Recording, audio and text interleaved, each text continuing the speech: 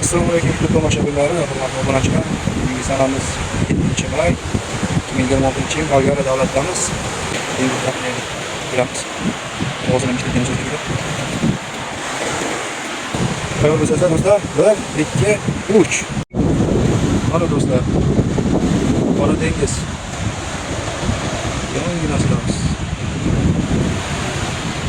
Juda ham chiroyli. Pastga chiqamiz hozir. Pastga videomizni davom ettiramiz. Mana do'stlar, dengizga yaqinlashib kelmoqdamiz. Ovozini eshitgan bo'lsangiz kerak. Juda ham vahimali. Juda ham qo'rqinchli.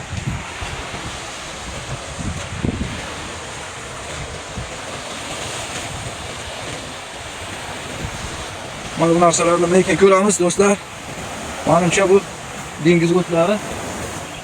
Dengizga suv qo'rqinchli bo'lgan payt mana yoqqa sohilga chiqarib tashlagan.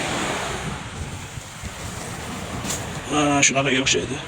Dengizdagi suv o'tlari qo'rqinchli bo'lgan payti o'sha yerga chiqarib tashlagan. Hozirgi vaqtda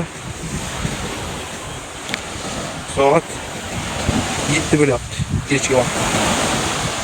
Oldin iftorchilar.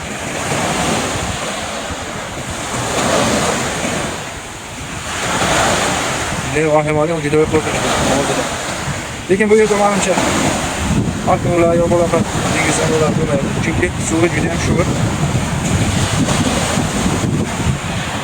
Shuning uchun bu himoyaga olinmadi.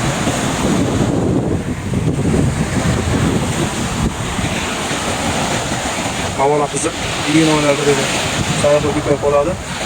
Shuning uchun yana ruxsat beradi.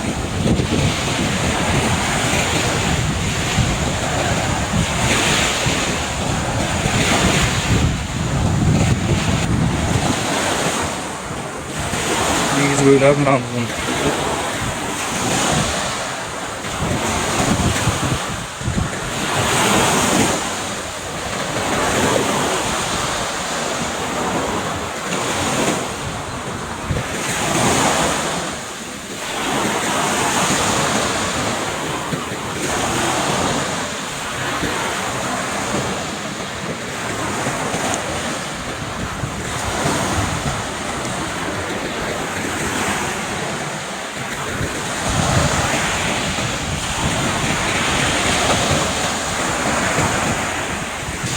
Do'stlar, prosta tomosha qilish kerak. Aytadigan gapimizga gap yo'q. Dengiz bo'yi kelsa, shu yozda cho'mish kerak, boshqa vaqtda tomosha qilish kerak.